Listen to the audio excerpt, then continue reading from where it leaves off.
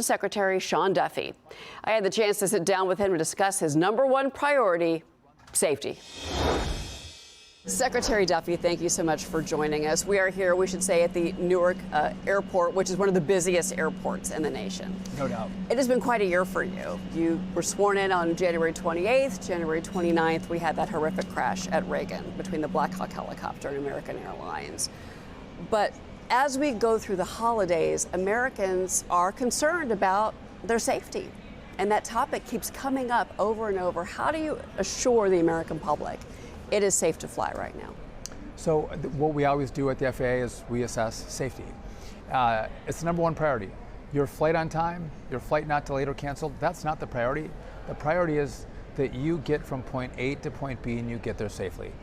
And so we do use old equipment, but we have some of the finest air traffic controllers in the world that control American airspace, which is why we have the busiest and safest airspace. And so in that assessment, if we don't have enough controllers, if we have weather issues, you'll see us delay flights or cancel flights because that is the priority. And again, you look at the safety record in aviation in America, it is pretty remarkable, even with the old equipment that we use. You mentioned the controllers. It takes 1 to 3 years of training and certifications to get a controller into that seat. I would say that the American people feel like we don't have that kind of time. But time is what we need, right? So what I've done is I've truncated the time from when you apply to the academy to when you get a seat in the academy. It's a 4-month training session. We gave them these new controllers a bonus to come in. We pay them a stipend. When they get out, they get into one of the towers and they start getting trained up. And you're right, it can take anywhere from 1 year to 3 years to get trained up to be a certified air traffic controller. But then what I also did, Cheryl, was we have these old experienced air traffic controllers who can retire after 25 years. I said, well, let's not let them go. Let's actually keep these controllers on the job as we bring new controllers in and get them certified. So I'm paying a 20% upfront cash bonus for every controller who can retire but doesn't. For every year they don't retire, we're going to pay them that bonus. And so again, keep the old ones, bring in new ones, and over the course of a couple of years, we're going to be able to make up that difference. Something I didn't know, in 2019, 400% increase of in-flight outbursts by passengers. 2021, 1 in 5 flight attendants faced physical incidents. You want to change that? Yeah, so Donald Trump talks about the golden age of transportation, the golden age of America, but the golden age in transportation truly begins with you, the traveler. Right? And so if you think, and you just watch social media, you have brawls at the baggage claim. You have passengers berating gate agents. We have unruly passengers on airplanes. People dress up like they're going to bed when they fly. I see people getting on airplanes and they're having a hard time taking their luggage and getting in the oversized or the above bin. Help people out, be nice, be courteous. And so we want to push people as we come into a really busy travel season. Help people out, be in a good mood, dress up, bring civility back to travel.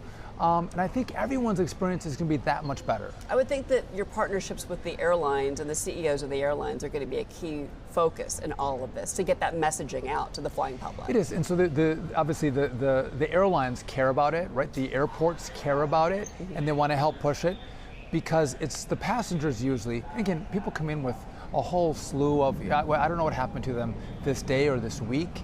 And they come in with some emotion. If we can all set that aside and be good partners as we come into the airport and we check in and we get on an airplane and we follow the rules and we're kind to our fellow travelers, I think, again, the airlines are going to be happier.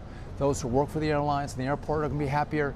And you, as you get on your plane, are going to feel that much better because everyone is channeling the same positive energy of having a great experience. When we're looking at record numbers again, holidays of 2025, you think that the economy, maybe people aren't going to be flying, they're flying. But with more volume, that strains the system, that strains the capacity. We have a very fragile air system right now. How do you address that? So the modernization effort that we're taking, we've been taking at the FAA and DOT, that's the key. So the new system that we're going to build is going to allow for more efficiency, more capacity in the airspace. And so it's not just the increased air traveler. We're going to have these eVTOLs, the Ubers in the air. We have more drones in the air, so the airspace is going to become more complicated, more used, and that's why this new system is so important, that we can use the airspace more efficiently as people fly on these aircraft more often. Thousands of flights that are happening, as one, of course, just came up to the gate during our interview. So, look, I mean, let's talk about the budget of the Department of Transportation, because the requested budget, $147.1 billion, $22 billion goes to the FAA. But is that enough?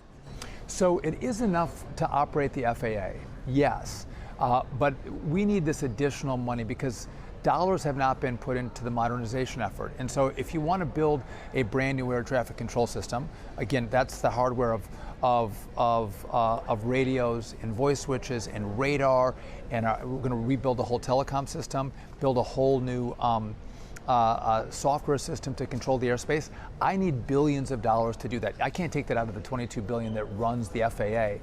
And so that's why Congress has to give us extra appropriations to make that happen.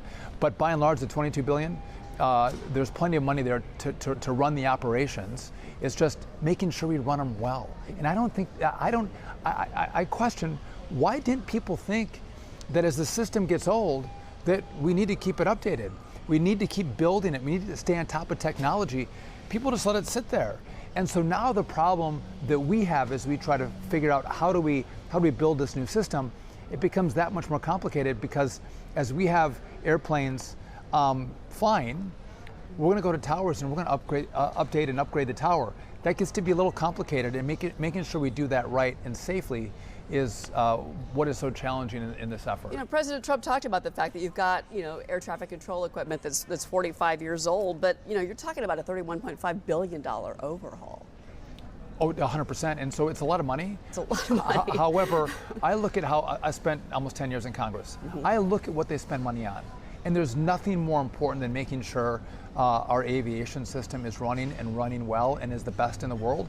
And again, this is a massive part of our economy. You just see in the shutdown what happened because flights were coming down. We had delays and cancellations in the shutdown. What that does to the economy, it was ricocheting through hotels and car rentals. Throughout the whole economy, it has a massive impact. And so I think this is a small dollar amount compared to the benefit that we're going to get in our airspace when it's completed. I want to ask you about something else. During the Biden administration, there was this push for greater passenger rights. And what they wanted to do is they wanted to have the airlines compensate people, give the money if there was a delay, if there was a cancellation. But that is something that the Trump administration has said they do not want to do. Well, we took a more common sense approach to it. If your flight is canceled and you're flying through Newark and you're stuck here, well, we think the airline should actually refund your flight or put you up in a hotel, give you a meal. But if they changed your flight number and it's going to fly at the same time, that doesn't count as a cancellation, and they don't have to refund you. And so we just want to have the right balance between the airlines and the passengers. And you all know that if you have all these passenger rights that are dinging airlines left and right, some where they should be dinged, but sometimes they should not be sanctioned, well, just the price of tickets are going to go up. So what is the right balance? And I think the last administration, the guy that sat in the seat was trying to run for president. I'm not running for president. So what I'm doing is saying, how do we have the balance between the airlines and the passenger and make sure it's fair for both? How is your relationship with the president these days? You've had a busy year. He works 24/7. What is your working relationship with President Trump right now? I love him. So again, a great working relationship. I'll get a Saturday morning phone call from him, or it might be a Tuesday night at 10:30. He'll call, or if I call him, he'll pick up. I see him in the Oval. He loves this department because he loves aviation. He loves roads and bridges. He's a builder. He loves to build, and what we do here is we build things. And so I get a lot of advice from him, whether it's on products that we should use or colors that we should use. But he has spent a lifetime as a builder, and so he has a lot of input and insight. And so as we go through the modernization of the airspace, he's very much involved as we go through and do that. Other big projects that I'm doing, I use his expertise. He's fantastic, and he gives us great ideas on what we can do to move faster and build better.